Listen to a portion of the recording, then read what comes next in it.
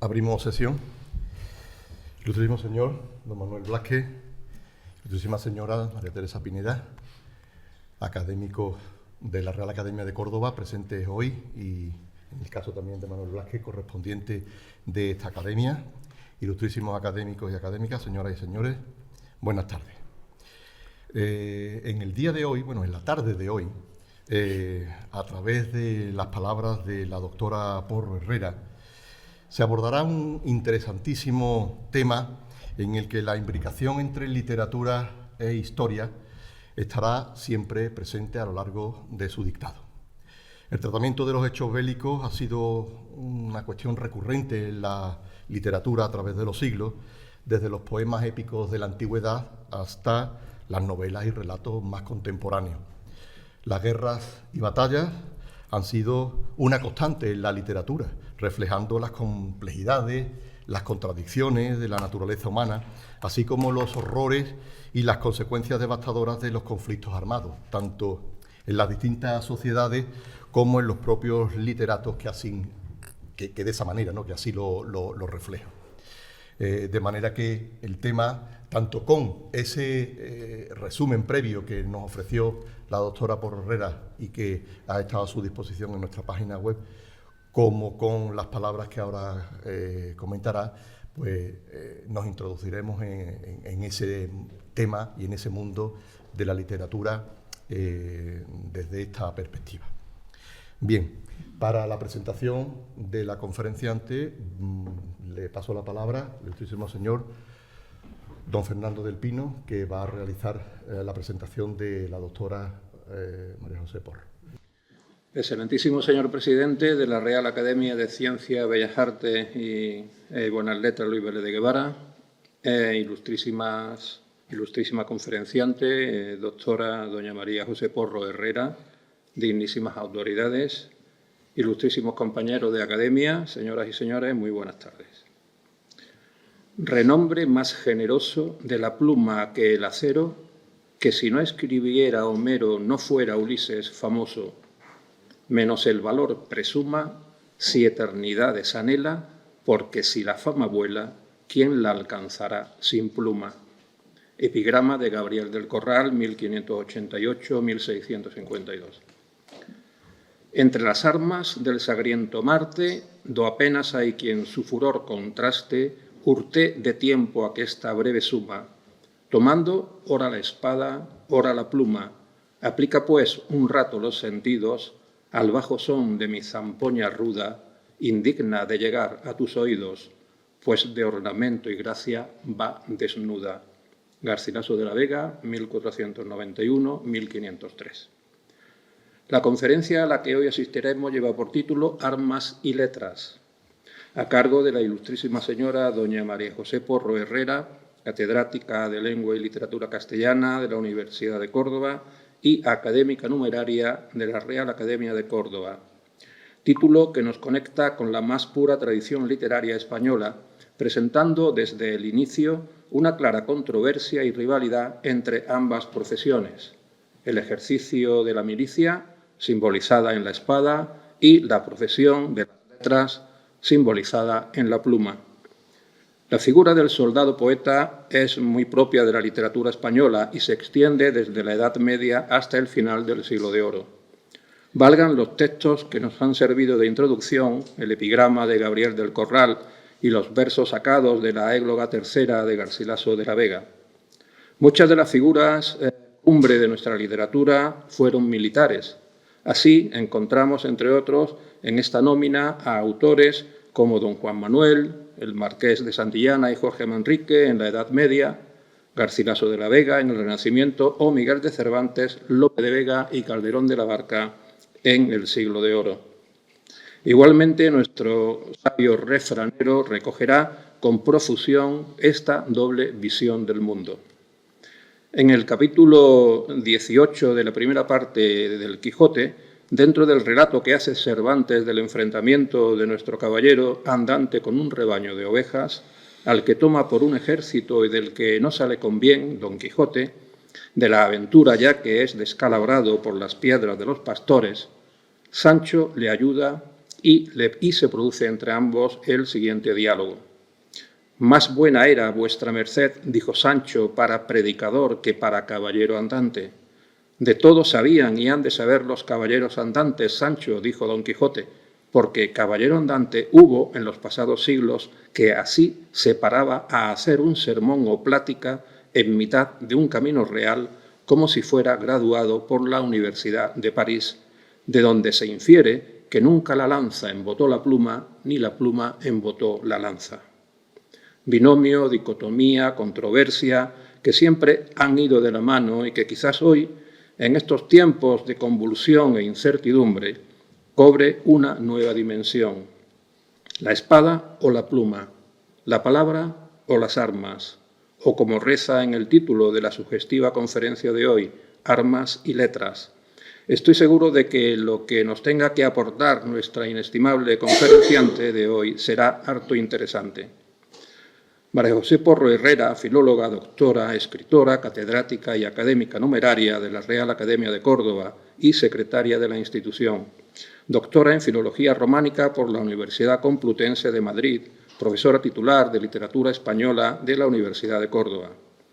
En excedencia, catedrática numeraria de Lengua y Literatura Españolas de las Escuelas Universitarias, catedrática numeraria y profesora agregada numeraria de Lengua y Literatura Española en institutos de bachillerato, directora de memorias de licenciatura, tesis doctorales, diversas estancias en el extranjero, en Alemania, en Francia, en Estados Unidos, como conferenciante invitada y directora de cursos de extensión universitaria en colaboración con diversas instituciones. Con respecto a sus líneas de investigación, diremos que versan sobre mujeres y literatura, códigos que construyen el género, estudio y edición crítica de textos de autores andaluces, textos narrativos de los siglos XIX y XXI. En cuanto a los cargos desempeñados por la doctora María José Porro Herrera, encontramos secretaria de la Escuela Nacional de Córdoba, de la Escuela Normal de Córdoba, delegada provincial del Ministerio de Educación y Ciencia en Córdoba, directora adjunta y directora del Instituto de Ciencias de la Educación de Córdoba, directora del Departamento de Filología Española y sus didácticas de la Universidad de Córdoba, vicedecana de Orientación Académica de la Facultad de Filosofía y Letras de la Universidad de Córdoba, secretaria de la Real Academia de Córdoba de Ciencias, Bellas Letras y Nobles Artes. En el apartado de publicaciones, su relación entre libros, capítulos de libros, artículos en revistas biográficas y reseñas sería inabarcable en un acto como este. Solo referir algunas de ellas en la sección de libros.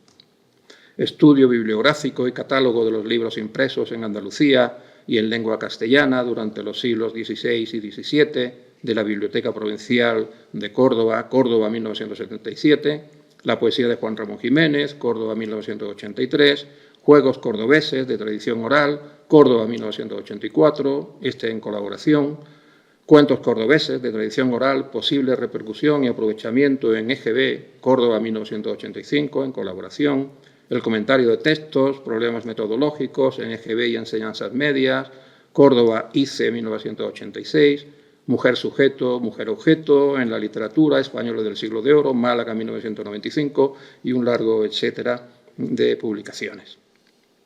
Doctora doña María José Porro Herrera, bienvenida a esta desde ahora su casa y muchas gracias.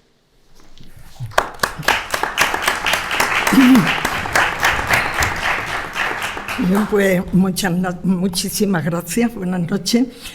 Yo quisiera empezar indudablemente dándole las gracias a la invitación que el presidente de esta Real Academia de Ciencias, Bellas Letras y Nobles Artes, Luis Vélez de Guevara, pues me hicieron para que interviniera en una sesión y elegí el tema porque había visto a lo largo de mis investigaciones y estudios profesionales, que era un tema que se había tratado mucho, pero de manera individual, en monografías, en artículos de revistas, en actas de congresos, etcétera, etcétera, pero de manera muy separada, de manera individual, sobre una época, sobre un autor. En la cuestión de historia, pues el libro de Carandel sobre los vaqueros de Cádiz es un libro digamos, mucho más moderno sobre la Guerra Civil Española, un libro que lleva por título algo muy parecido. Yo soy posterior a su título, es decir, yo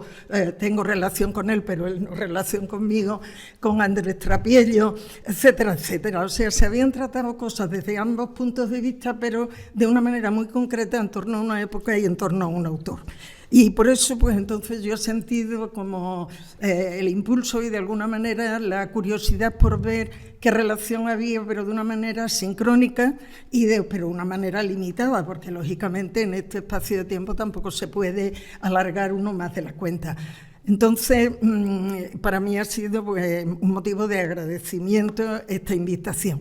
Quiero felicitar también y dar las gracias a mis compañeros, doña Teresa Pina y de don Manuel Blázquez, porque son los que me han acompañado, me han introducido y me han traído aquí.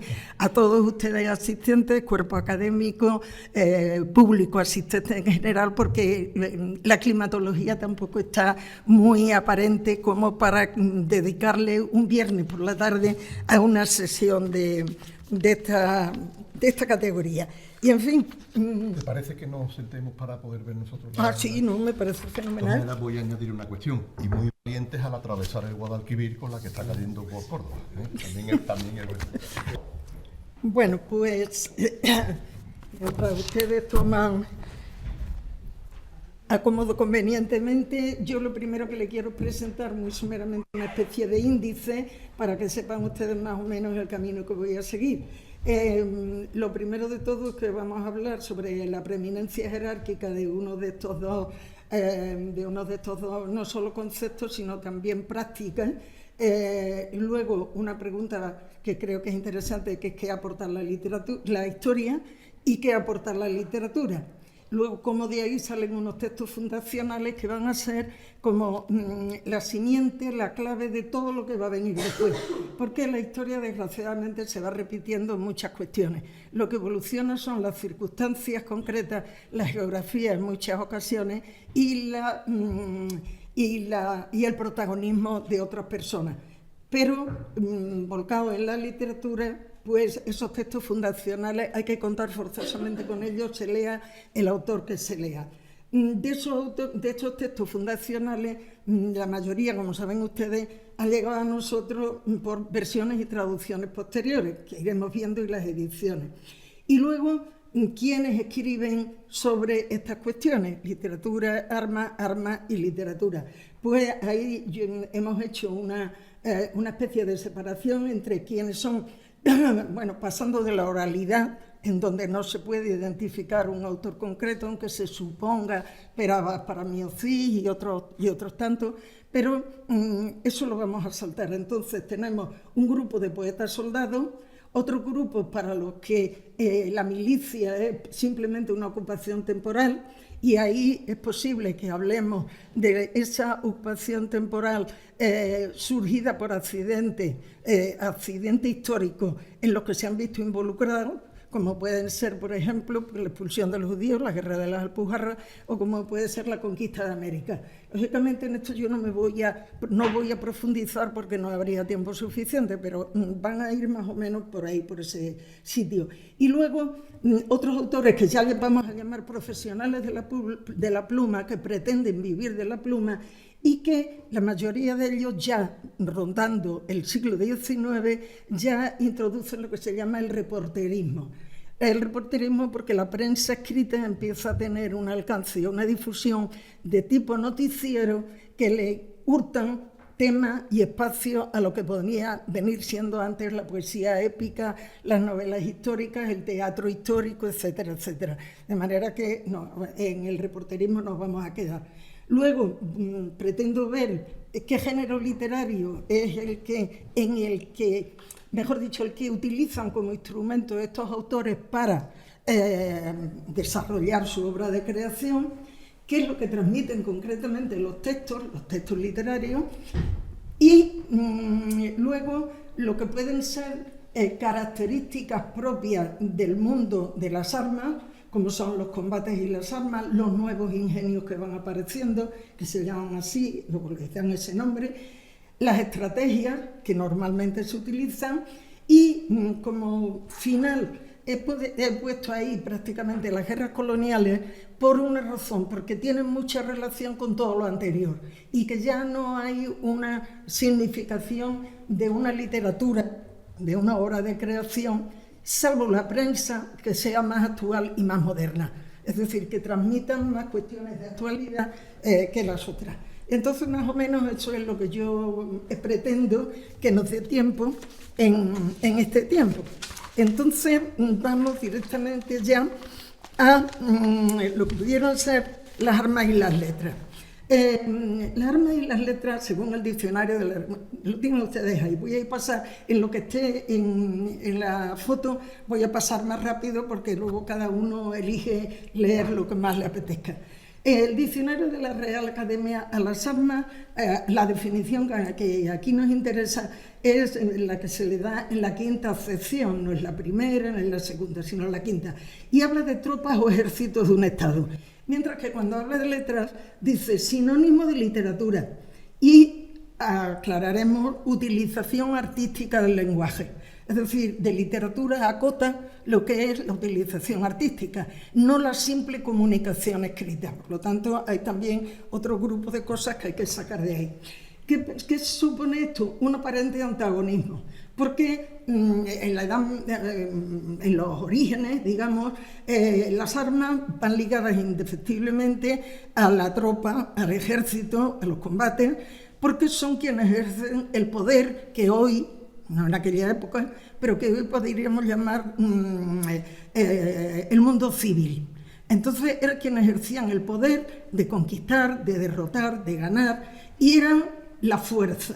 Eran el dominio militar fundamentalmente, que encarnaban la fuerza, y que exclusivamente se limitaban a los hombres y a las mujeres, tanto a los que participaban en la guerra como a los que la sufrían, y también a las circunstancias que se daban en torno a ella.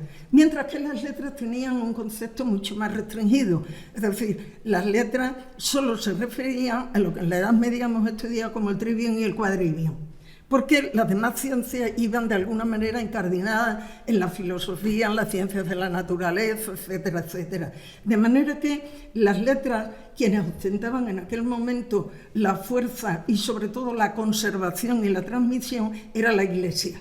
La Iglesia, sobre todo, como ya saben ustedes, pues vía monasterios, vía conventos, las grandes bibliotecas conventuales, etcétera, etcétera, hasta que surgieron las universidades, que es otro campo, pero que tienen casi las mismas, en sus orígenes tienen las mismas directrices y los mismos objetivos que habían tenido antes pues, los centros eclesiásticos. Con lo cual, pues el clérigo era el hombre de letras. No había quien, por así decir, personal que no perteneciera de algún modo al clérigo regular o al clérigo secular que ejerciera en el mundo de las letras, porque prácticamente se desarrollaban todos. Como en la introducción, en mi presentación, ha hecho mi presentador una recogida importante de lo que es de lo que ha sido, digamos, la trascendencia de estos dos conceptos de la presencia de las armas y de las letras.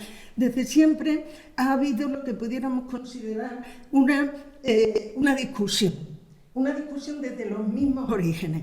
Él ha citado esos versos de Garcilaso, Docto en la espada y en la pluma ardiente, que lo que realmente nos está mostrando es un momento en donde en la literatura no se toma, se ha olvidado, estamos ya en pleno Renacimiento, entonces se ha olvidado ya lo que podía ser el soldado de a pie que voluntariamente, por el interés que fuera, como luego ya veremos, pues se enrolaba en un ejército y respondía a él de una u otra manera a lo largo del tiempo. Garcilaso de la Vega vive el ejército, pero ya dentro de unos mandos que están muy en relación con él. Es decir, no es un soldado raso de a pie, sino que participa en campañas por toda Europa, y estos versos no se refieren exactamente al conflicto armas y letras, sino que están dirigidos a es una égloga, por lo tanto es un canto pastoril y un canto de amor, y entonces se refiere a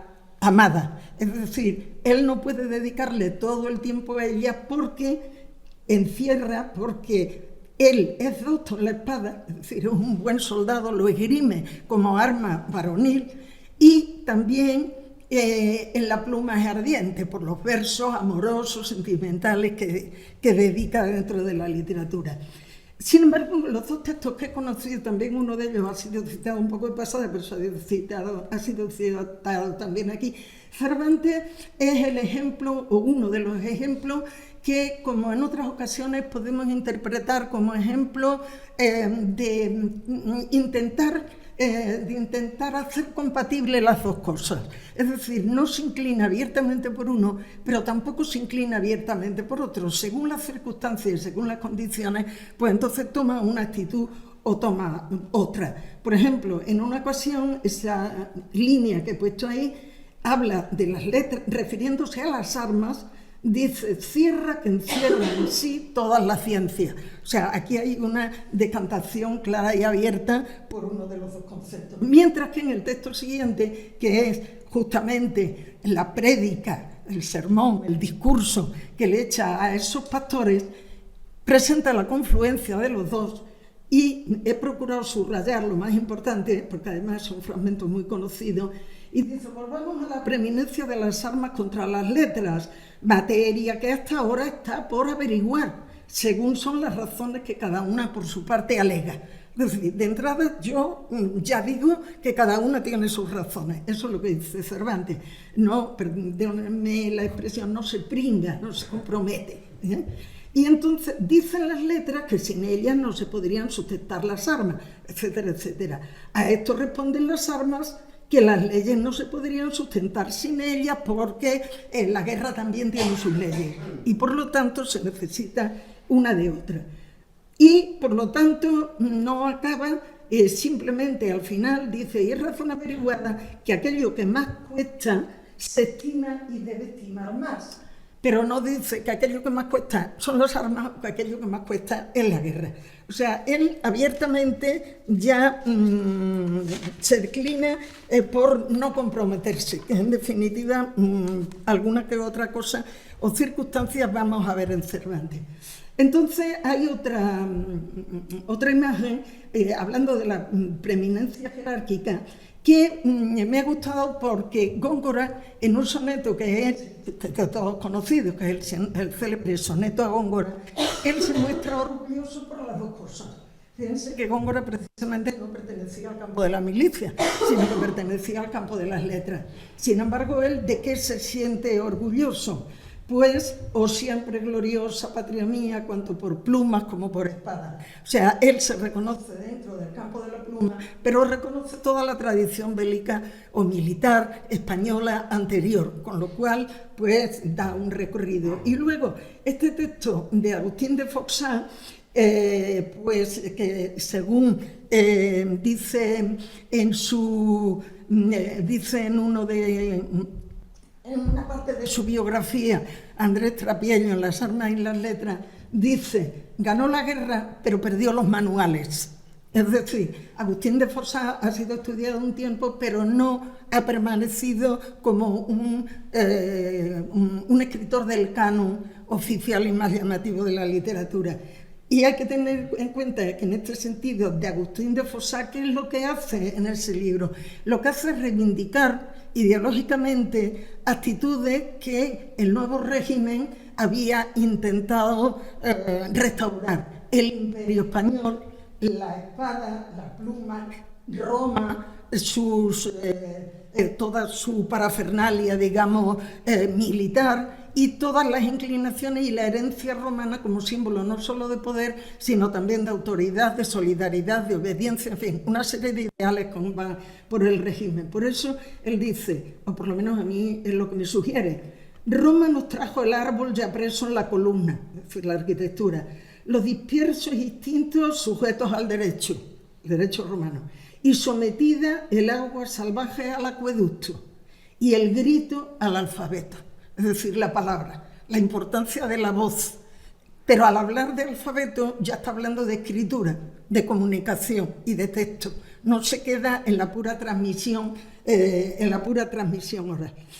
En ese sentido, pues las armas y las letras han ido siempre conjuntos. Ahí tenemos un fragmento reproducido de la Ilíada y luego, ¿qué es lo que se pretende? Canta un museo a la cólera de Aquiles, es decir, todo el canto, toda la Ilíada está dedicada pues no solo a la parte de la guerra de Troya, sino a Aquiles en el sentido del héroe, que luego veremos cómo recoge ya casi todas las características, y no solo el libro entero, no solo Aquiles, casi todas las características que vamos a ver en los textos posteriores. De ahí que alguna autora haya dicho que la Ilíada no es un poema épico, sino que es un poema de la historia de la humanidad, porque ya va en síntesis muchas de las actitudes y de los pensamientos. Y en cuanto a la imagen, la significación es el castigo que sufre Patroclo, el castigo que sufre por haber matado al íntimo amigo de Aquiles, que es el descuartizamiento entre unos caballos que tiran de él y que, bueno, termina con su vida. Es muy ilustrativo porque vemos cómo la transmisión ha ido pasando, y sobre todo las miniaturas. Esta miniatura es una miniatura gótica, con lo cual quiere decir que no hemos llegado todavía al Renacimiento, todavía estamos viviendo se está viviendo de una herencia importante. De ahí pasamos a preguntarnos, ¿qué aporta la historia? Yo he incluido la historia oral y la historia escrita, y pretende transmitir la realidad. Pero lo que Unamuno, recordarán ustedes, que llamaba la gran historia, porque la pequeña historia no había entrado todavía en los manuales.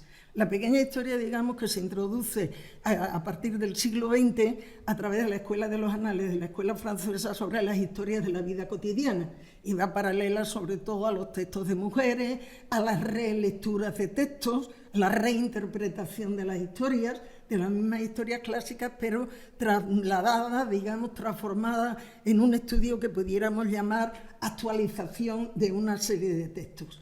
Entonces, la historia transmite la realidad, pero la realidad de paz o de guerra, la gran historia. Mientras que ahí se habla no solo de el éxito de algunas batallas, como por ejemplo, a los que luego volveremos, la guerra de Flandes, la rendición de Breda, pero también la capacidad de los poderosos, de los reyes, de los monarcas, de llegar a una serie de magnanimidad, de buenas maneras, diríamos, de tratar al enemigo. La reconciliación entre Carlos I y Francisco I, saben ustedes que es una de las batallas, o sea, uno de los enfrentamientos grandes que tuvo el Imperio Español con Francia, concretamente con Francisco I, que lo llegó a hacer prisionero, y que luego el duque de Rivas, en su romance El castellano leal, recrea con unos halos de heroicidad por parte de uno y por parte de otro muy interesante. Y a la derecha tenemos también el rendimiento de las armas de Breda a los ejércitos españoles, al cardenal Espínola, al coronel o al capitán. Y, lógicamente, ustedes ya saben que eso es Velázquez, pero que trasciende, quiere decir que lo de la literatura no se queda solo en la literatura, sino que era como una línea común que trasvasa esas direcciones.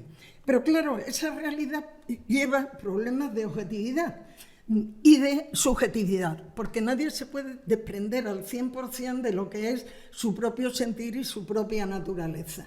Por lo tanto, esa objetividad está actuando sobre el autor, sobre el historiador, que quererlo o sin quererlo, lo que hace es una manipulación de la historia, manipulación de lo que cuenta. Si lo trasladamos a la literatura es mucho más evidente, porque en la literatura los recursos son mucho más, digamos, más emocionales, y al ser más emocionales llegan más directamente que los recursos conceptuales.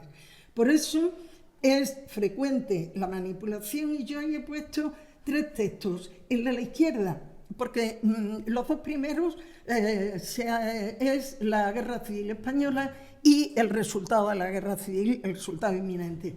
Entonces ahí Rafael Alberti, en el romance de la defensa de Madrid, como habla lógicamente animando, exhortando a los que pudieran ser sus partidarios ante una situación determinada. Mientras que José María Pemán, que es del bando de los que vencieron después, pues entonces otra vez habla de la luz naciente, el imperio, el dedo del Señor, es decir, el providencialismo que vamos a ver, por ejemplo, en la batalla de Lepanto, que vamos a ver en la expulsión de los judíos. Entonces habla de todo ese providencialismo y, lógicamente, va con esa ideología imperialista de la posguerra. Mientras que, en el caso de Espronceda, es la pura expansión creativa, emocional de un autor, porque ahí está hablando de la guerra, pero de la guerra tal como la sufre la persona y cómo hay que reaccionar. Se oye el cañón, pero mi pecho hirviendo, el cántico de guerra entonará. Es decir, nadie no va a intentar convencer a nadie, no va a intentar hacer de alguna manera proselitismo, sino que es su emoción que pudiéramos llamar una emoción pura y dura, sin más asuntos. Entonces, ¿qué es lo que aporta la literatura? La literatura hay que tener en cuenta, en eso está hoy todo el mundo de acuerdo, que es una construcción de la realidad. Es decir, hay un punto de partida que es la realidad, pero luego hay una traducción. Y si no una traducción, una recreación, según muchos condicionantes, que posiblemente veremos luego, que son los que influyen en esa literatura. Y ahí tienen ustedes 3 opiniones completamente distintas, pero sobre lo que aporta, lo que trae, lo que nos dice la literatura.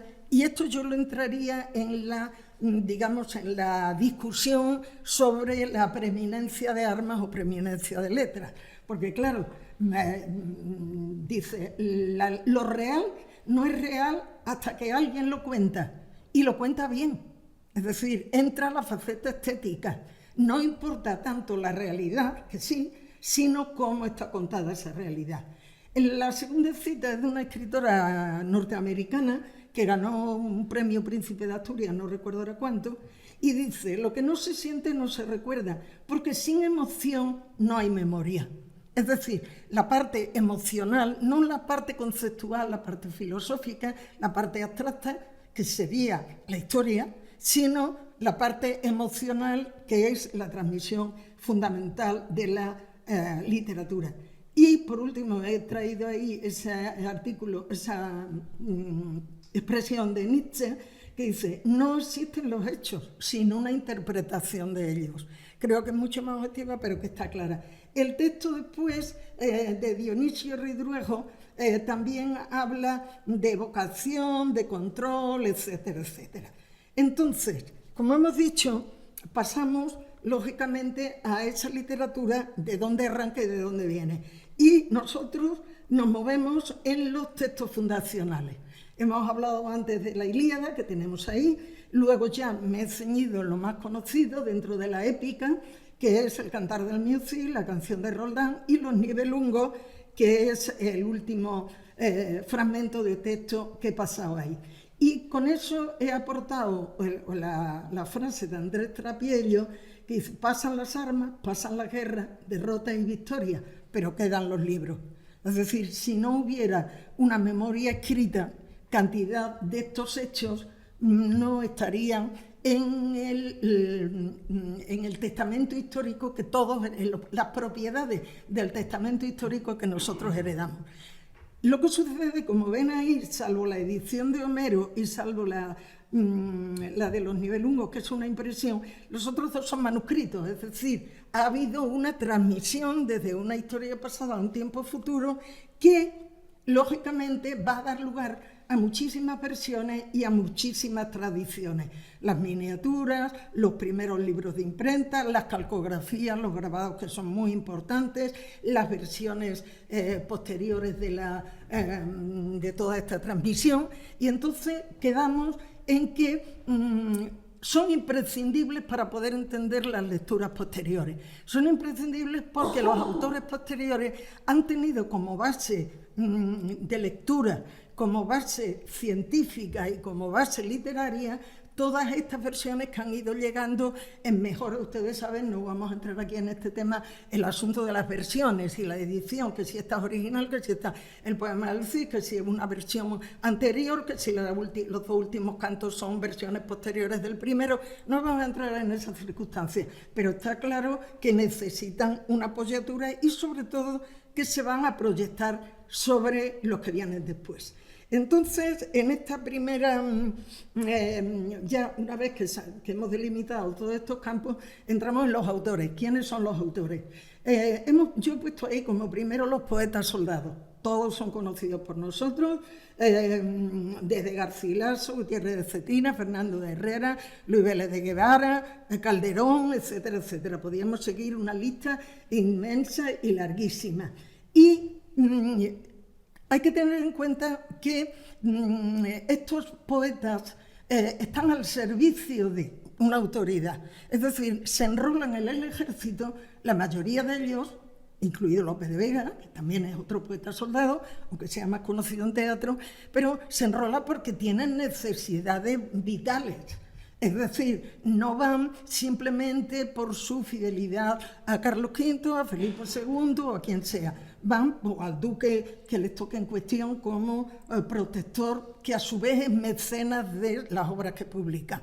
Con lo cual, bueno, pues toman parte en las batallas y las van a contar luego cada uno a su manera. Yo he puesto ahí un texto resumido de cada tiempo, bueno, pues, y a cada época, pues ahí quizá el más implicado de todos fuera de estos que vienen aquí, Fernando de Herrera, y un poco más Gutiérrez de Cetina, y luego en el teatro Luis Vélez de Guevara y Calderón, son los más implicados en estas cuestiones. Pero en fin, estos son los que ejercen como poetas soldados. En esta cronología aparecen aquí las guerras de Granada, porque las guerras de Granada fueron un suceso muy importante en la política española. Todo el hecho es como, primero, la expulsión de los moriscos y como consecuencia la expulsión de los judíos, y luego a medida que con Felipe II y luego Felipe III se temperó un poco, pero fueron muy rígidos a la hora de esa expulsión. Y por lo tanto, las guerras de Granada se convierten en el recinto donde un grupo de moriscos no quiere, lógicamente, ser expulsado y plantean la guerra abiertamente. Y por lo tanto, bueno, pues la rebelión es inminente. Lógicamente, en estas guerras civiles de Granada, de Ginés Pérez de Hita y luego en otras continuaciones posteriores, lógicamente el poder, es decir, los reyes, don Juan de Austria, que tiene muchísima participación en esta guerra, todos esos van a salir, digamos, si no mal parados, por lo menos sí muy criticados en cuanto a su actuación, a sus móviles, etcétera, etcétera. Y por lo tanto, crean como un núcleo de literatura que ya Ginés Pérez de Hita, el mismo Ginés Pérez de Hita, participó directamente como soldado en las guerras de Granada. Es decir, lo cuenta de primera, en una parte, pues ya saben ustedes que las guerras de Granada tuvieron como tres épocas, tres bloques diferentes. Entonces, él lo cuenta, habiendo participado en la primera de ellas, como un testigo directo de lo que pasa. Luego la segunda parte es más literaria, más, digamos, más imaginativa, que es lo que hace precisamente Calderón de la Barca cuando escribe la rebelión del Tuzamí, o algo así, que es el jefe de los moriscos rebelados, con las consecuencias de la guerra, las lamentaciones mucho más novelescas. Entra ya en el campo de lo que pudiéramos llamar más literaturizado y más idealizado. Y por lo tanto fue el libro que sirvió prácticamente de base a todos los romances, las leyendas, los textos moriscos que se van a escribir durante el romanticismo. Es decir, la Guerra de Granada responde, o sea, la obra de Ginés Pérez de Hita responde a las condiciones del Renacimiento, mientras que la parte, digamos, romántica, pues vaya por otros cauces, mucho más idealizado, todo mucho más. Pero aquí existe todavía algo que es muy importante en los autores del Renacimiento, que es una concepción de la guerra moderna, en el sentido de que ya no es una guerra por el honor, por la gloria, por el acaparamiento de terrenos, de riqueza, sino que es una guerra más bien de carácter ideológico, porque hay que cristianizar al pueblo que no se quiere someter. Y entonces, todo lo que hay un artículo que es muy interesante sobre sobre este objetivo que, bajo una cobertura que podemos llamar totalmente renacentista en cuanto a métrica, hay cantidad de nombres de personajes de un lado y de otro famosos, es decir, una literatura de exaltación. Hay también una base de lamentación que encubre, la parte de lamentación, que encubre la rigidez del adoctrinamiento católico como motivo oficial de la expulsión de los judíos y en consecuencia de los moriscos después. Por eso lo he incluido ahí, porque es un momento clave de estos escritores soldados que forman un grupo especial dentro de esta confrontación de armas y letras. Van también los cronistas de Indias, que, como ven ustedes, ocupan casi todo textos en prosa, porque todo se escribe desde España. La literatura sobre la conquista de América se escribe, si no literalmente desde la geografía española, sí desde la visión española. Y por lo tanto, la visión que se tiene del nuevo pueblo es en unos autores muy idealizados, en otros autores muy tratados como enemigos crueles. Cuando detallan los sacrificios, lo hacen con una objetividad, una actitud de frialdad, como de el testigo que está viendo algo que no le cabe en la cabeza. Entonces, los cronistas son los que van dando cuentas a los reyes de España de lo que sucede. Y por eso he incluido también ahí a Fray Bartolomé de las Casas, que junto con una de las guerras de los asaltos, concretamente a Maastricht, cuando vayamos ahora a las guerras de Flandes, es justamente, digamos, los dos pies de los que arranca toda la leyenda negra. Primero, por la crueldad con lo que aquí se describe, que parece increíble, a la objetividad, la serenidad, el equilibrio de la literatura renacentista, porque estamos todavía en pleno Renacimiento, aunque ya en los últimos años del Renacimiento, pero estamos justo en esa época donde lo que se quiere es objetividad, serenidad, contención, y estamos ya entrando en una emotividad que es más propia del barroco que del propio Renacimiento. Por eso está ahí Bartolomé de las Casas con la conquista de India. Y he traído uno de los manuscritos que se conservan, creo, no estoy segura, creo que en el Archivo General de India, sobre la historia general de Indias, que trae toda una serie de miniaturas muy diferentes a todo el aparato miniaturístico de las literaturas anteriores, pero que ilustra muy bien, son muy realistas sobre lo que quieren transmitir. Estos casi todos escriben en prosa. Quiero decir, habrá algún verso suelto, pero no es lo normal. Lo normal es que los que escriben poesía y textos sobre América van a ser autores, pero que son literatos. Es decir, que no participan directamente. Ercilia sí participó de alguna manera en alguna de las conquistas y que deja reflejada en la Araucana, y arriba tienen ustedes una edición preciosa. Y luego el muy conocido en Córdoba, en Córdoba y fuera de Córdoba, lógicamente, pero en Córdoba por la proximidad más, es Garcilaso de la Vega el Inca, que es el que escribe la historia general del Perú y que lo detalla, lo transcribe y establece lo que se llama la primera literatura mestiza. Y se llama, se considera así porque, aunque él tiene toda la base y toda la formación renacentista española, sin embargo, española con su corolario, no corolario, sino el haberse apoyado en toda la literatura renacentista, sobre todo italiana, mucho más que francesa. Entonces, trae una visión de los indios que empieza a ser distinta de la que han traído otros cronistas o algún que otro escritor, sino que se admira de la fidelidad que tienen a la autoridad, de la seriedad de los regimientos.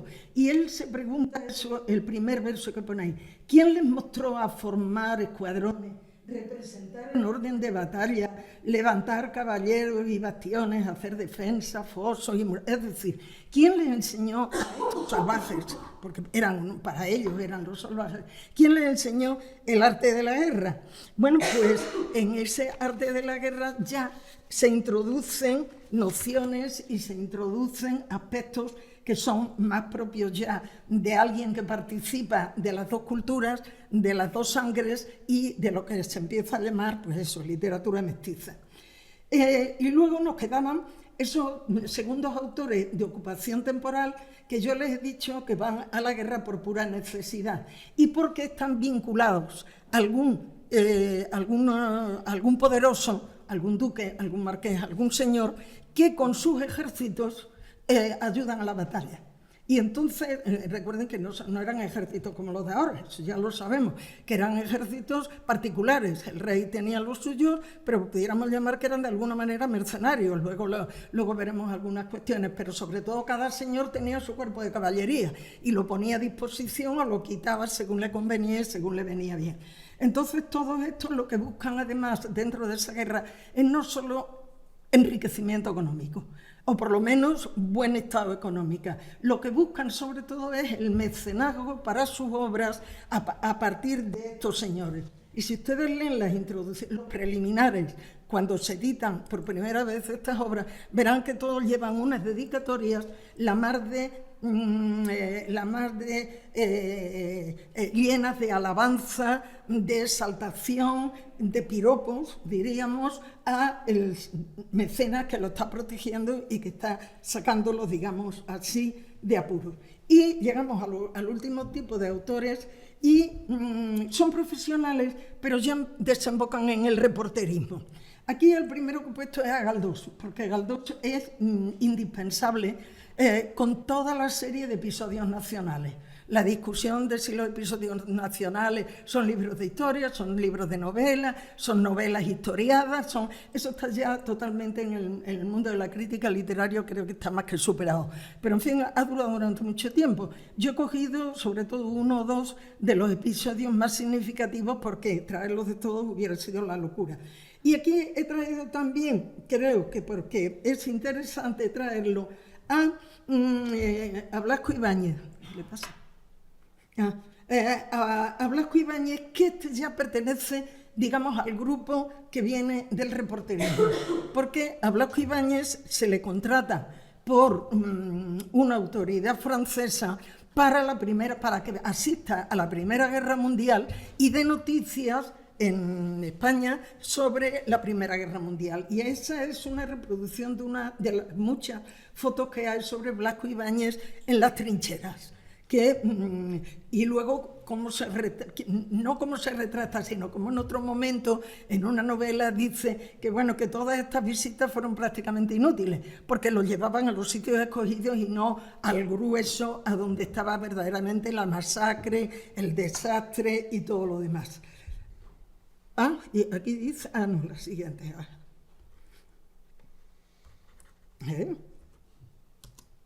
Ahora, junto a Blasco Ibáñez, ahí en las trincheras, he puesto a Pérez Reverte porque, como no voy a entrar en la novela contemporánea, creo que es una ilustración suficiente y, sobre todo, sintética de lo que es la novela histórica contemporánea, y me refiero sobre todo a partir de la segunda mitad del siglo XX y principios del siglo XXI. No me voy a poner aquí a nombrar autores de novela histórica, pero ya esa novela histórica sale por completo de lo que pudiéramos llamar las normas, las líneas tradicionales de la literatura. Entra o bien en la línea de reporteros, como un reportero más, Pérez Reverte, saben ustedes que fue reportero de guerra muchísimo tiempo.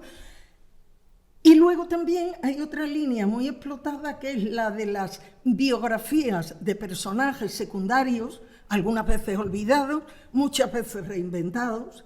Hay otras que son una búsqueda de la identidad de los personajes que pertenecieron a esas batallas, a esa época, a esos hechos que narran. Y otra, sobre todo, es a lo que pudieron llamar una nueva lectura de los episodios. De manera que en lo que tradicionalmente, digamos, han sido vencedores, de alguna manera no se convierten en héroes, que era lo que se había buscado con anterioridad, sino que se convierten en dictadores, en verdugos, de alguna manera les sacan lo malo que puedan tener en esas visiones anteriores idealizadas. De manera que, bueno, pues ahí cortaba ahí la relación de autores, porque creo que eso ya da otra cuestión. El género literario. Lógicamente, estos escritores tienen que elegir un género para escribir. Y esto va una modalidad, es decir, un vehículo. Y entonces yo ahí he puesto los textos fundacionales y luego la lírica, las crónicas, la épica, la novela en prosa, etcétera, etcétera. Y me han venido bien esos versos de Jorge Manrique porque nos sintetizan primero lo que es la literatura oral y luego la literatura escrita. Dice: dejemos a los troyanos, que sus males no los vimos ni su gloria. Es decir, los conocemos por literatura oral, por transmisión. Dejémoslo. Dejemos a los romanos, aunque oímos y leímos sus historias. O sea, ya entramos en otro cauce comunicativo, con lo cual entramos en otra dirección. Luego sigue hablando de su padre, del mundo de la fama, todo lo que ustedes saben de Jorge Manrique. Y un catedrático de estética de la literatura y crítico que aparece también en muchas páginas culturales de los diarios más importantes, José María Pozuelo y Bancos, dice a propósito del género literario: la literatura tiene un modo propio e insustituible de contar la historia. No únicamente porque llega donde no pueden llegar otros, al alma imaginada, figurada, es decir, la literatura de evasión, la literatura creativa, sino también porque su modo de reconstruir una verdad permanecerá, si logra buenas obras, más allá de la historia misma. Así, Troya es hoy lo que Homero y Virgilio contaron. Es decir, no tenemos datos fehacientes de lo que sucede en la Ilíada, pero gracias a Homero, gracias a Virgilio lo conservamos. Es decir, el género hace al monje, aunque el monje dé su versión literaturizada, por llamarla de alguna manera. Entonces, ¿qué transmiten? Da igual el género literario, porque según la época se llevan unos y se llevan otros. ¿Qué transmiten esos textos? Pues transmiten al héroe como ejemplo, pero el héroe es victorioso. El Cid es un ejemplo clarísimo. El Cid se lleva a sus mesnadas y se lleva a sus ejércitos detrás, y basta la figura del Cid, la imagen del Cid después de muerto, conquistando, o sea, defendiendo Valencia. Entonces, el héroe, pero también luego, en el siglo XVI, XV, XVI y menos el XVII, es el gobernante valeroso, el gobernante triunfante, es decir, Carlos V. Hay una publicación del año 1950 o algo así que se llama Los poetas de Lepanto. Y, lógicamente, esos poetas de Lepanto van a tener como motivo la batalla, pero sobre todo el sujeto fundamental va a ser don Juan de Austria y va a ser Carlos V. Es decir, los dos polos heroicos que son capaces de arrastrar masas. E incluso la deificación llega hasta tal punto que algunos poetas llaman a Carlos V en sus poemas el pastor bonus, es decir, el pastor bueno, Jesucristo, la identificación con el endiosamiento, pero dentro de una armazón y de una estructura, lógicamente, católica. También en función de la ideología imperante, que vamos a ver algunos ejemplos, en función del desengaño, porque sobre todo el 17, hasta el 17 se disimula un poco los lamentos y las pérdidas y las derrotas, pero a partir del 17 hay un incremento del lamento por varias cosas que ya iremos viendo. Y luego la ambigüedad esa que yo he citado antes a propósito de Cervantes, la burla abierta, sobre todo en la novela picaresca. La novela picaresca, sobre todo, es donde se recrean en ridiculizar no solo las guerras, sino las heroicidades, el poco valor que tiene la fidelidad, la astucia, cómo son fácilmente engañados las autoridades por los demás. Bueno, voy a ir más deprisa porque si no me alargo demasiado. Entonces, bueno, todo eso está ahí. De manera que el poema ese de Hernando de Acuña dice que hay una grey, un pastor, es decir, la similitud bíblica está clara, un pastor solo en el suelo, y luego pues habrá una España que tendrá un monarca, un imperio y una espada. O sea, la síntesis de los dos valores más importantes. El poema de Proceda también habla, pero de los héroes de Mayo, es diferente. Bueno, ahí tenemos a Carlos V y ahí tenemos la guerra de los mamelucos. Y muy pronto empiezan las discrepancias, porque una de las misiones de la Edad Media, una de las concepciones de la Edad Media es que la guerra era justa. La guerra era justa para conquistar territorios que daba poder no se hablaba de naciones, pero que hablaba del poder de los territorios. La guerra justa significaba conquistar a herejes, que era como llamaban a todos los que disentían de la doctrina oficial, que luego eso se continuó en el Renacimiento con las guerras de Granada y se continuó con las guerras. Los españoles del Tercio iban realmente a Europa a echar a los herejes, es decir, a los calvinistas, además muchas veces lo citan, a los calvinistas de las tierras para seguir imponiendo lo que era la catolicidad. Entonces, aparte, hay un momento en donde llegan las discrepancias, ya no la burla que podemos ver en otros autores, sino las discrepancias abiertamente. Y en otro crítico literario, que es también novelista y acaba, creo, de publicar, no recuerdo ahora el título de una novela, Javier Reverte, hace una crítica en una revista sobre la novela Adiós a las armas de Hemingway. Y dice, no es la guerra de los héroes, sino la de los infortunados soldados que la padecen, que se desangran y mueren en el frente. El horror antes que la gloria. Es decir, los valores han cambiado. Ya no está el valor en morir por la gloria, sino que es el horror el que impone esas imágenes y esos resultados. Y esas dos fotografías, bueno, una es una fotografía y la otra es un cuadro de un expresionista alemán que no recuerdo ahora tampoco quién es, y es de la Primera Guerra Mundial. Son una fotografía y una reproducción sobre lo que es el resultado real de la guerra en la Primera Guerra Mundial. Los tonos, ya he citado algunas cosas de exaltación, es decir, de animación a que los autores se muevan, el público se mueva por una causa justa. Por ejemplo, ese poema de Proceda está en contra de una de las guerras carlistas y lo que hace es o lo que intenta es mover al español de a pie, al isabelino, a combatir en esas guerras carlistas. Guerra, exclamó ante el altar el sacerdote con ira, reguerra, repitió la ira, etcétera, etcétera. Y luego dice, cuando ya todos pasos extraños se oyeron y hasta las tumbas se abrieron gritando venganza y guerra. Es decir, aquí ya no hay comedimiento ninguno, ya abierto. Por supuesto, la exaltación está en todos los autores que hemos visto con anterioridad, con autores y Obras prometidas. Bueno, he puesto ahí la fotografía, o sea, la portada de una edición de La Austríada de Trillo y Figueroa, que se dedica a cantar todos los triunfos del gran capitán.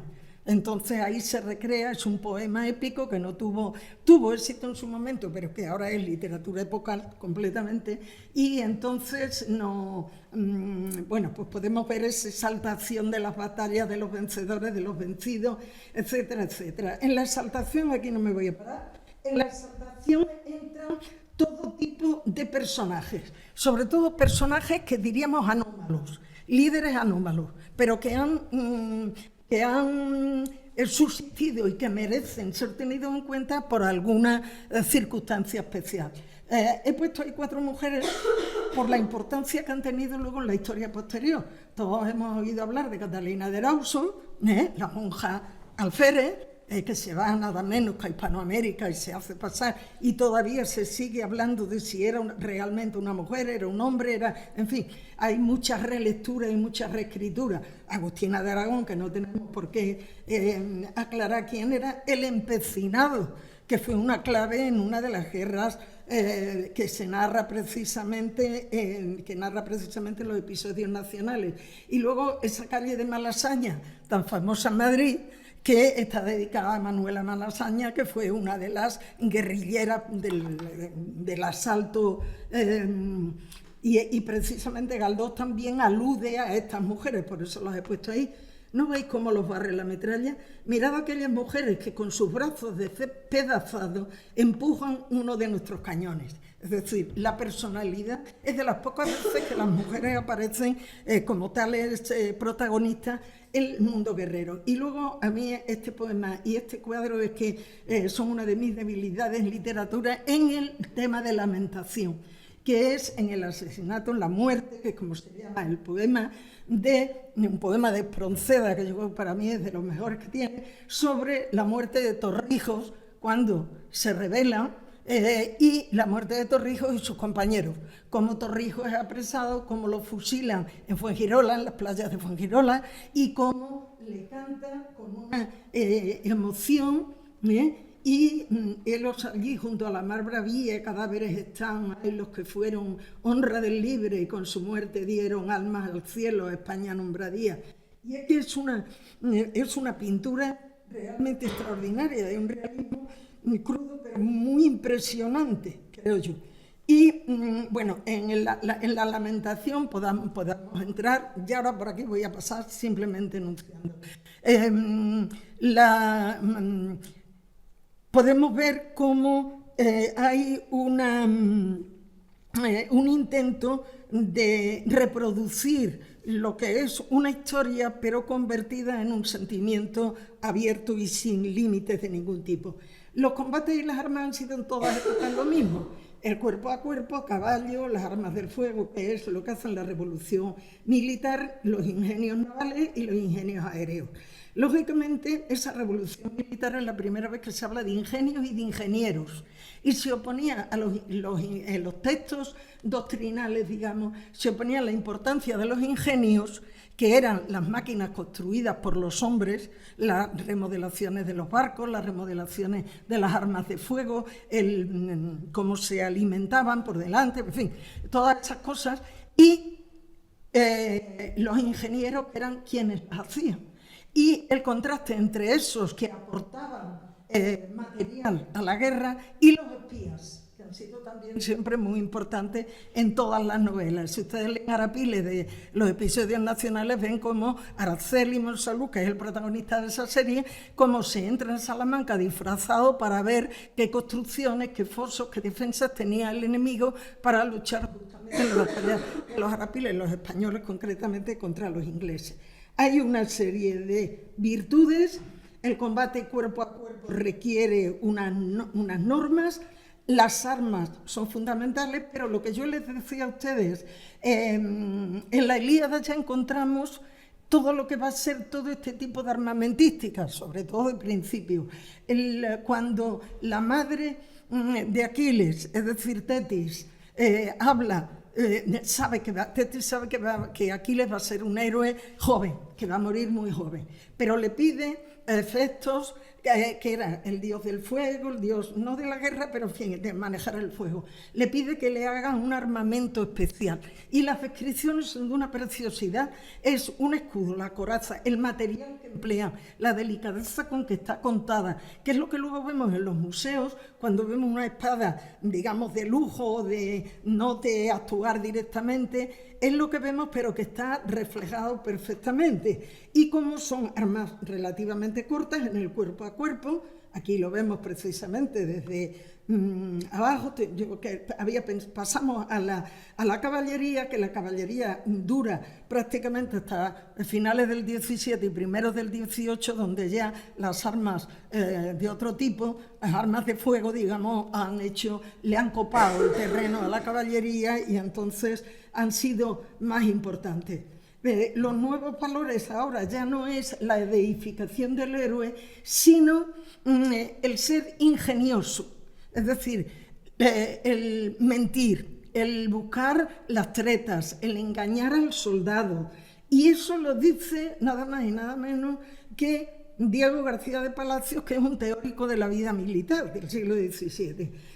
Se deben buscar ardides, buenos puestos, con muchos lugares de la Divina Escritura, lo advertía y mandaba Dios a su pueblo en casos semejantes, ordenando que usasen de mañas y ardides, huidas y emboscadas y otras cautelas necesarias para vencer. O sea, ya no es la lealtad y el morir por el honor, sino que hay que ganar. Y como hay que ganar, ya la prudencia, la humildad, el liderazgo, toda esa serie de cuestiones van cambiando.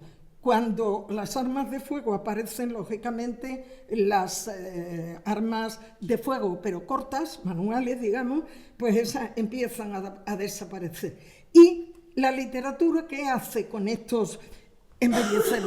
Embellecerla por un lenguaje especial. Y, por ejemplo, Lope, en la conquista de Maastricht, habla en un momento en que llueve el cielo granizo de plomo al suelo. O sea, son las palas de piedra, que son en un principio. Y luego Calderón de la Barca, pues dice, los ruiseñores de plomo que me andan en los oídos. Y equivale a pajaritos, silban por el viento los pajaritos de plomo. Es decir, la literatura ya los nuevos ingenios los acoge como una moda. Y bueno, pues ahí hay más la defensa de eso. Y me resultó curiosa esta diapositiva, porque las armas aparecen no solo en la literatura, sino que aparecen en la moda de las mujeres. Y este cuadro de Carreño de Miranda, pues trae ahí a doña Inés de Zúñiga, que en la cintura, bueno, no sé, aquí en la parte blanca de la parte de la falda, ven ustedes que tiene, igual que se llevaba un abanico o se llevaba una flor, pues se llevaban armas de fuego, porque era la moda y era las armas cortas con que era lícito a las mujeres defenderse en determinadas cuestiones. Los ingenios navales pasan todos, y eso se ve en la literatura perfectamente, de las armas, o sea, de las naves a remo a las naves ya con remo, es decir, con remo y con armas. Y, por ejemplo, ahí tenemos en Lepanto que las naves son todavía a remo. Es decir, y el célebre romance de Góngora, amarrado a un duro banco de una galera turquesa, etcétera, etcétera, son naves a remo. Y en Trafalgar, curiosamente, se utilizan armas a remo, pero se utilizan ya también armas movidas por no solo por tripulantes y armas de fuego, sino también por la aplicación de la máquina de vapor, que va a ser un invento extraordinario. Aquí Galdós, sobre la fragata de la Santísima Trinidad, dice: la Santísima Trinidad era un navío de 4 puentes, es decir, vela solamente, mientras que los ingenios navales van avanzando, y ya, que yo aquí ya no entro, en la Segunda Guerra Mundial nos encontramos con la Armada Francesa, que es muy variopinta, y nos encontramos con los submarinos y los la marina nazi, la marina alemana. Y ya aquí pues entran en algunas novelas, pero muy pocas, solamente Blasco Ibáñez escribe y algunas autoras escriben sobre las peripecias de la guerra, los 4 jinetes del Apocalipsis, y 2 o 3 novelas más aparece no solo Blasco Ibáñez dentro de la guerra del 14, sino también las aventuras y las peripecias de cómo se van moviendo y cómo se aconsejan los espías, la influencia de los espías en los barcos y en los torpedos que vuelan sobre todo los barcos de la costa mediterránea por la parte entre Italia y Francia, que era muy importante. Y es muy curioso que Blasco Ibáñez le contesta a uno de sus contertulios en la novela, que le hablan de qué es lo que está haciendo ahora como periodista. Es un periodista que iba embarcado en un sitio y dice: me dedico ahora a seguir al Taube. Se presenta de 4 a 5 con la puntualidad de una persona correcta que acude a tomar el té. Todas las tardes a la hora mencionada, un aeroplano alemán volaba a París arrojando bombas. Esta intimidación no producía terror. La gente aceptaba la visita como un espectáculo extraordinario e interesante. O sea, una manera muy diferente, visto desde fuera como un periodista que era ya reportero de guerra, donde no está implicado ni en la horna de la nación ni en el valor del armamento. Son importantes las enfermeras y saben ustedes, y habrán visto, porque está en el Museo Julio Romero de Torres, el anuncio que hace Romero de Torres para una corrida patriótica en honor a los muertos de la Primera Guerra Mundial. Y en ese homenaje tienen ustedes la clásica pintura de Romero de Torres, pero el muerto, la tragedia de la Primera Guerra Mundial, no solo los heridos que llevan las enfermeras, sino los muertos, que están cubiertos o medio cubiertos, como si fuera un chal, por una bandera de España, aplicado a la Guerra Mundial. Las estrategias de cerco, derribo, asedio, asalto, las vamos a saltar porque están, y resumiendo ya y terminando ya definitivamente, las guerras coloniales, tanto la de Marruecos como las de Cuba y las de Filipinas, tuvieron muy poca literatura, muy poca, poquísima, sí en los periódicos. En los periódicos están a la orden del día, pero como noticias importantes. Entonces, la batalla con Adelcrín, el antecedente fue el libro que son historias de un novelista en la Guerra de África, de Pedro Antonio de Alarcón, y luego aquí los distintos personajes que intervinieron, pero poco más. Las reporteras, hasta Carmen de Burgos y otras reporteras, trabajan muchísimo sobre la guerra de Marruecos. Las guerras coloniales de Cuba no suscitaron más que lamentos, porque incluso Gertrudis Gómez de Avellaneda, que fue una de las que tuvo que huir, el soneto que le dedica a Cuba no tiene nada que ver ni con la colonia, sino con el desarraigo que ella va a sentir en España.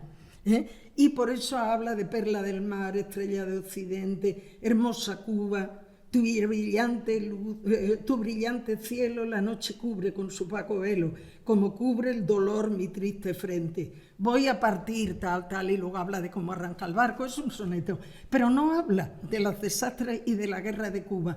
Hay en Valle Inclán, sí, hay alusiones a la guerra de Cuba que son completamente sarcásticas. Retrata de un modo despiadado a todos los que participaron en la guerra de Cuba. Y la entrada de los españoles que volvieron desde Cuba es realmente emocionante por cómo les da valor de alguna manera a esos personajes, pero por soldados y por la heroicidad que tuvieron y por lo mal atendido que políticamente estuvieron desde el gobierno español, con sus generales y todos los demás.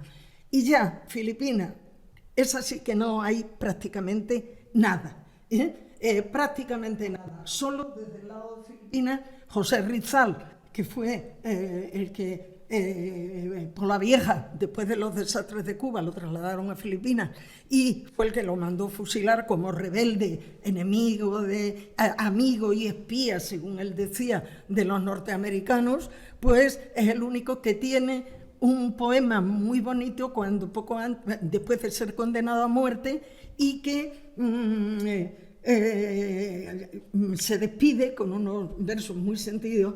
Adiós, patria dorada, región del sol querida, perla del mar de Oriente, nuestro perdido Edén. Y en medio habla de cómo va a morir honrosamente por su patria y dice morir bajo este cielo, que es el título de una novela de José Manuel Prada, que es justamente la guerra de Filipinas. O sea, el desastre de Filipinas. Y lógicamente, pero ahí, aunque habla de la guerra, Prada no entra tanto en la cuestión bélica como en lo que es la novelización del personal hispano que vivía allí. Y luego hay otra novela que no sé si alguien ha leído, de Lourdes, de Chacón, de la hermana de Inma Chacón, de Dulce Chacón, que se llama Las Filipinianas, que se desarrolla en Filipinas, pero no tiene nada que ver. Y literariamente tampoco es un libro que necesite una lectura inminente. Puede esperar a cuando no tenga ustedes otra cosa que leer. Y bueno, nada más. Yo con esto solo tengo que darle las gracias a su atención y a la paciencia por el tiempo que me han aguantado. Y nada más. Muchísimas gracias.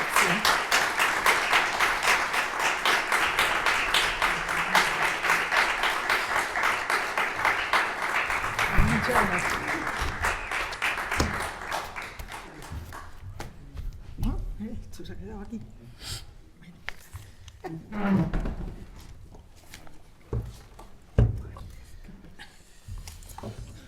Bueno, muchísimas gracias por tus palabras, por esa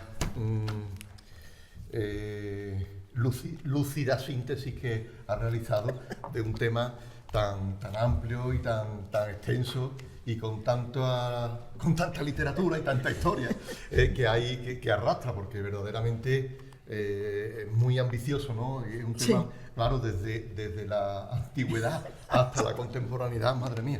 Ahí tenemos camino por delante para mucho, ¿no? Pero creo que se nos ha quedado un panorama bastante esclarecedor de los aspectos, por lo menos a mí como historiador, de los aspectos literarios que son también muy interesantes los que has destacado, por lo menos para tenerlo en cuenta. Viene siendo habitual que cuando termina una conferencia, pues que haya un turno para si alguien quiere exponer o quiere preguntar o se quiere intervenir en algún aspecto. Yo voy a aprovechar de mi situación para simplemente coincidir contigo en una cuestión. El cuadro de Gisbert Pérez sobre el fusilamiento de Torrijos es impresionante. Cuando uno va al Museo del Prado, se mete en la sala de la pintura romántica y se pone delante de ese pedazo de cuadro, porque es un cuadro enorme, es de unas dimensiones tremendas, y se tiene que retirar un poco para poderlo percibir con la perspectiva necesaria. Uno parece que tiene que estar como moviéndose de la emoción y de la situación que se vive viendo esa obra, una obra tan realista. Es impresionante, por eso me alegro mucho de que la hayas puesto, o porque es que a mí me encanta también. Es un cuadro impresionante que une la literatura, une la historia y el arte, y el mundo de las bellas artes, que retrata perfectamente en esa playa de Fuengirola, como muy bien has dicho, ese hecho tan concreto y tan importante de la historia de España. Bueno, pues dicho esto, si alguno de los presentes quiere intervenir. Sí, Tomás, cuando quieras. Bueno, quería felicitarla en primer lugar por su notable conferencia, tan notable como las de las que en algún momento de mi vida me había. Muchas gracias. Considerando los antecedentes clásicos que separaban de una manera tal vez artificial vida contemplativa de vida activa, me gustaría saber si usted considera que el tema armas, letras, no solo entendido como tópico literario, sino como elemento inseparable de la ética caballeresca, especialmente en el Renacimiento y en el Barroco, ¿hasta qué punto es una reformulación del presupuesto anterior o supone una auténtica renovación conceptual? Lo ha tocado, pero me gustaría que profundizara un poquito más. ¿Pero en la literatura mística o dónde? Concreto, en general. En la literatura renacentista y barroca. Bueno, vamos a ver. La vinculación que hay entre los dos, hay lógicamente una herencia, digamos, literaria.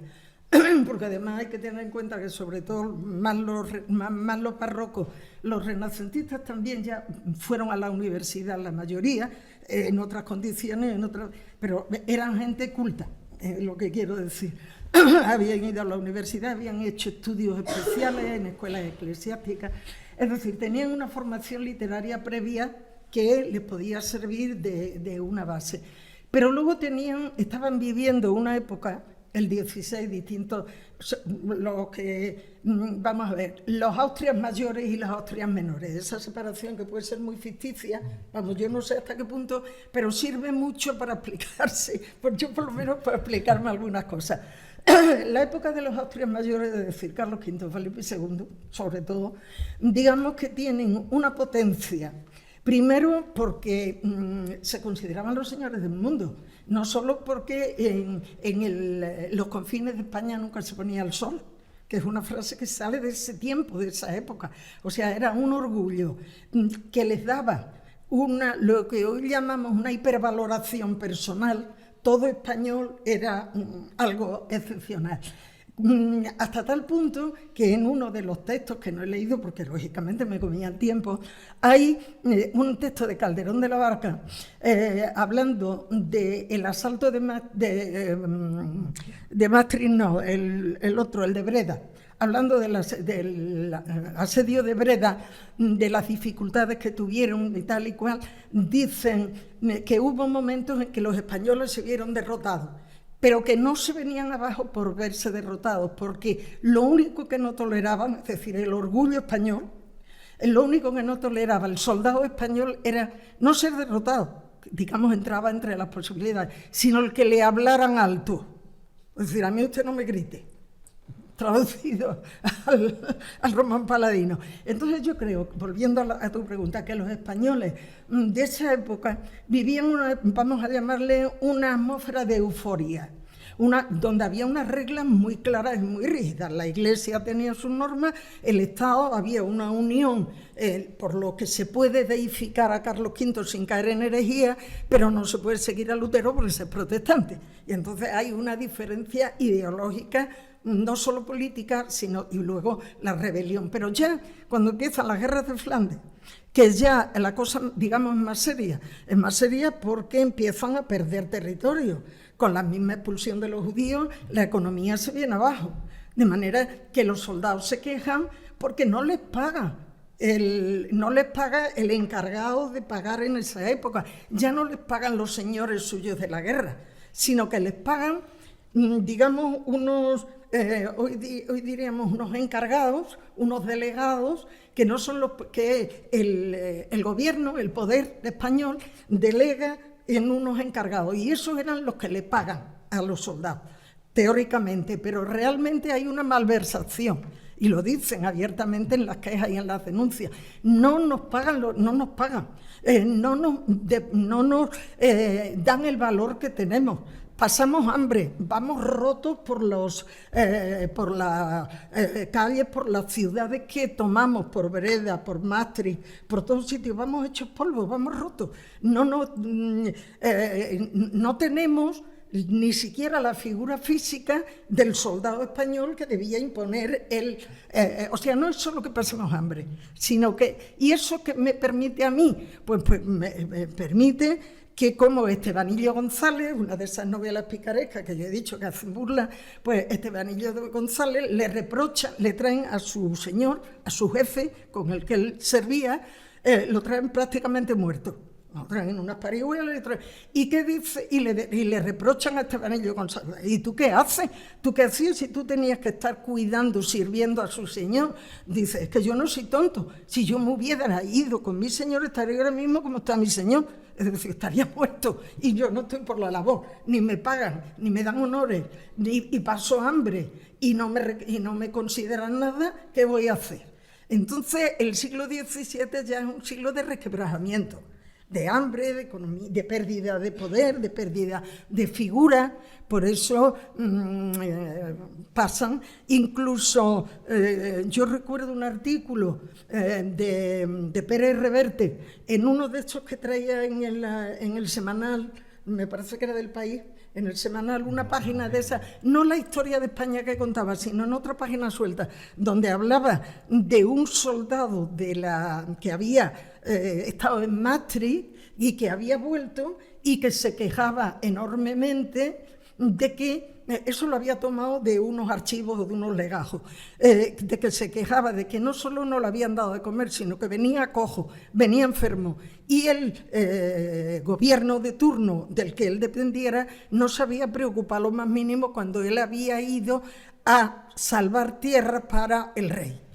O sea, que hay ya una atmósfera clara en donde ese orgullo, en las capas, digamos, de la gente que iba al ejército para medrar, que era lo que se utilizaba en aquella época, pues ya no le interesaba.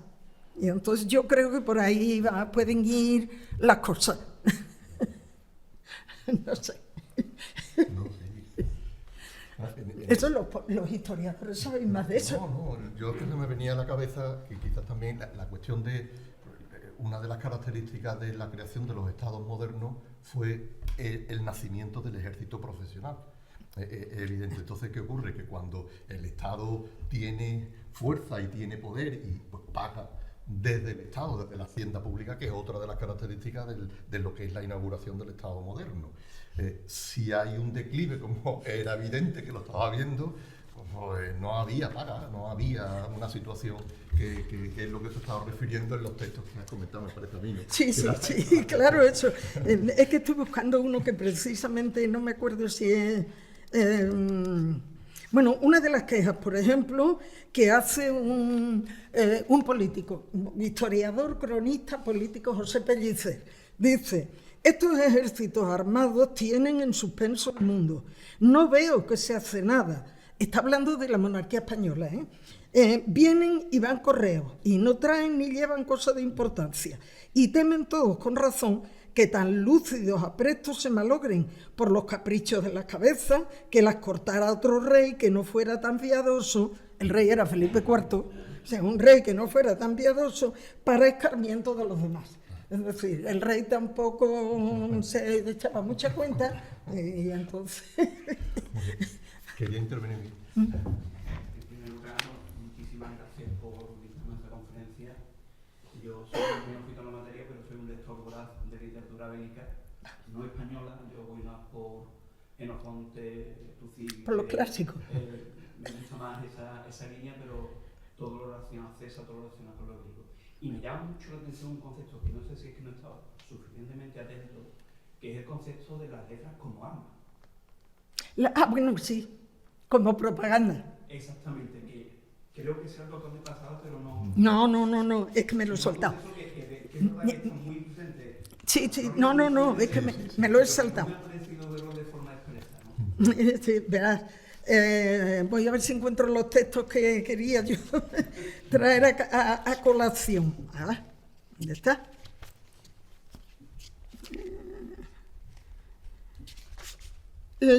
Bueno, no lo encuentro ahora mismo, pero da igual. Hay un momento en donde las denuncias, digamos, se quedan en el campo de la literatura, en el campo de lo recreativo, porque la parte poderosa, por ejemplo, en el Lazarillo acaba yéndose de soldado.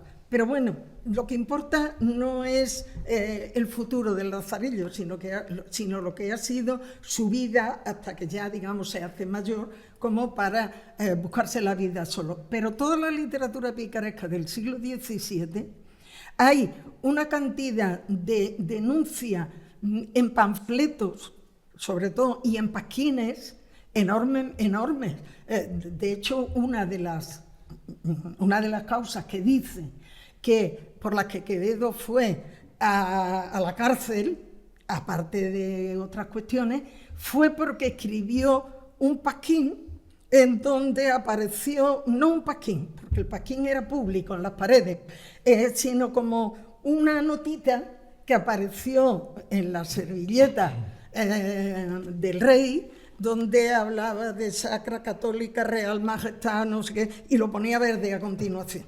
O sea, desde la fórmula respetuosa, protocolaria, digamos, Sacra, Católica y Real Majestad, o sea, reunía todos los condicionamientos necesarios. Y al final lo que viene a decirle es usted una porquería de rey que nos está llevando a la catástrofe abierta.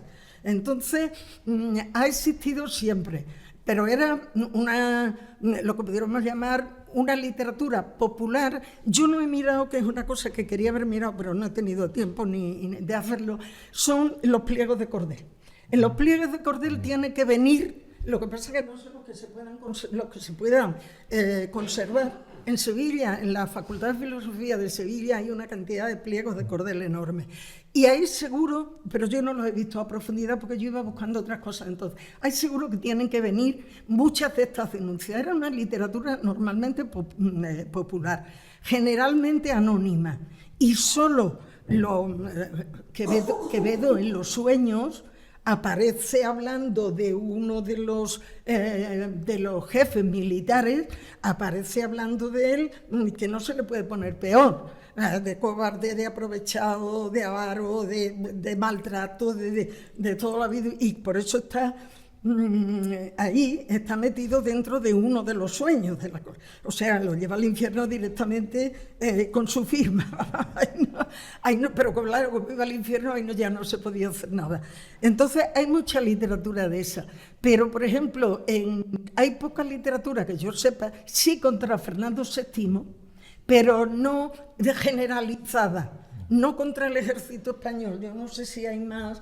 Desde el punto de vista histórico habrá más cosas, pero desde el punto de vista literario no. Lo que hay es con la guerra, el 2 de mayo, digamos, la guerra del 2 de mayo, la guerra de la independencia, lo que hay es lamento y queja y protestas de que los ejércitos no están bien armados, no está bien resguardada la tropa, por ejemplo, con el saqueo que hace los generales y con el saqueo de la época de José I, que se lleva todo lo habido y por haber, y que luego, sin embargo, antes de llegar a los Pirineos, la catástrofe aquella que se van los convoyes, en los que llevan cuadros y llegan todos, hay un episodio también, un episodio nacional, donde Galdós describe toda esa parte, pero es más de lamento, más que de crítica. La crítica es más en el 17, luego por supuesto en el 19 también, contra Isabel II, pues ya sabemos, desde las críticas del propio Bécquer, la sátira que escribió con su hermano el pintor, los Borbones en camisa, que es como se llama, y bueno, y aquello, aparte de casi pornográfico, es una cosa terrible. Y luego ya yo, que en la época contemporánea, más siglo XX, no me he querido meter, porque es que la guerra mundial supone un cambio, bueno, la guerra mundial, todas las vanguardias en literatura, y eso ya supone un mundo completamente distinto. Otra conferencia.